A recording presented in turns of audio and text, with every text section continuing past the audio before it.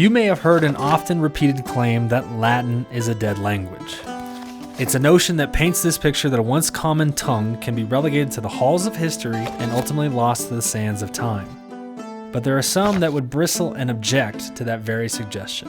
Our language has more Latin words in it than it does any other source, including the Germanic source from which the language itself arises. So you're kind of missing out on the whole conversation of Western civilization if you don't have any Latin. You don't recognize that these are common ideas that have been in circulation forever. To help encourage people to utilize and engage with Latin at USU, Mark and Noam created the Latin Lab, which is dedicated to translating yet untranslated or inaccessible Latin texts, and which Noam sort of began like this. We have this text, I need you to read this. Can you just get some Latin students on it? And we've never stopped since. So we started there, and then, well, does anybody else want to come? Does anybody else have something they'd like to translate? And then requir ratur quas scendere. Okay. So anyone can submit a document, and if accepted, the group of translators, many of whom are classic students, will go about deciphering it into English. This is a very unique resource that USU students have. If you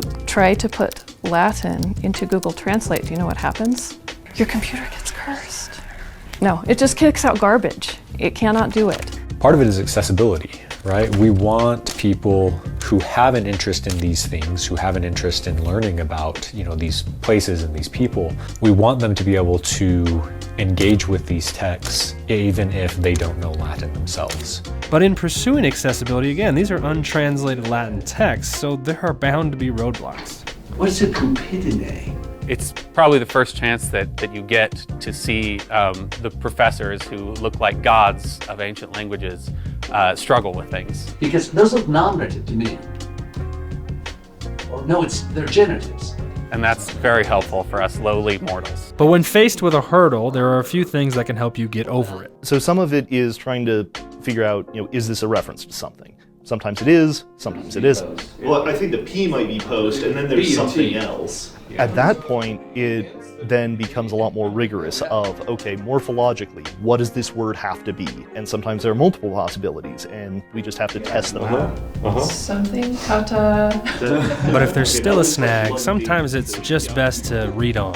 Sometimes just moving on and then coming back to it later, it will just become apparent. Because usually there's something in there that will give us a hint of, when he says this particular word down here, that actually clarifies the meaning of this phrase up above. Natus was born. Repeat this process enough times and the text gets translated. That's the goal after all. And in doing so, the translators provide that accessibility, as was mentioned. But what do the translators get out of it? It's superb intellectual training. The lab, if you back up and look at it pedagogically, is an ideal high-impact practice. It's a low-stakes, high-yield educational experience. And beyond an educational experience, the lab's a bit of a labor of love, too. I can certainly say it has been one of the great pleasures of my life to be able to take all the things I do and do them in one room with a group of people who enjoy it as much as I do.